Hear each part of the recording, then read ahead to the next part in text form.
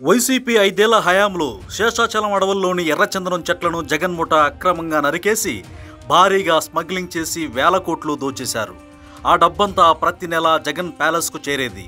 ప్రపంచంలో శేషాచలం అడవుల్లో మినహా ఎక్కడా ఈ నాణ్యతతో చెట్లు పెరగవు. గతంలో చంద్రబాబు ముఖ్యమంత్రిగా ఉన్న సందర్భాల్లో అడవంతా విత్తనాలు చల్లించి చెట్ల సంఖ్యను పెంచారు. అయితే ఈ విధానంలో చెట్లు నెమ్మదిగా పెరుగుతున్నాయి. ఇలా కాకుండా చెట్లు వేగంగా పెరిగేలా చేసి అరుదైన ఈ రాష్ట్ర సంపదను జాగ్రత్తగా సంరక్షించాలని చంద్రబాబు నూతన విధానానికి శ్రీకారం చుట్టారు.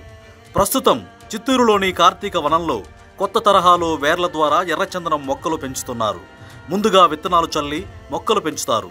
తర్వాత ఆ మొక్కను పూర్తిగా తొలగించి దాని ప్రధాన వేరును సేకరిస్తారు. ఈ వేరును కావలసిన సైజులో కత్తిరించి మట్టిలో చుట్టి ప్రత్యేకమైన కౌళ్లలో నాటుతారు.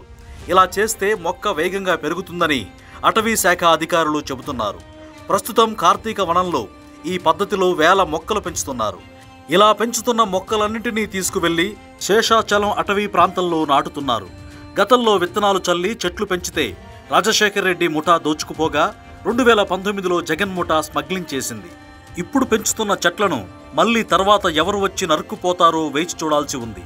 ప్రభుత్వాలు మారినప్పుడల్లా ఎర్రచందనం చెట్లు నరికివేతకు గురికాకుండా సంరక్షించాలంటే కేంద్ర ప్రభుత్వ సహకారంతో ప్రత్యేకమైన చట్టం తీసుకురావాల్సిన అవసరం ఉందని అటవీ శాఖాధికారులు సూచిస్తున్నారు.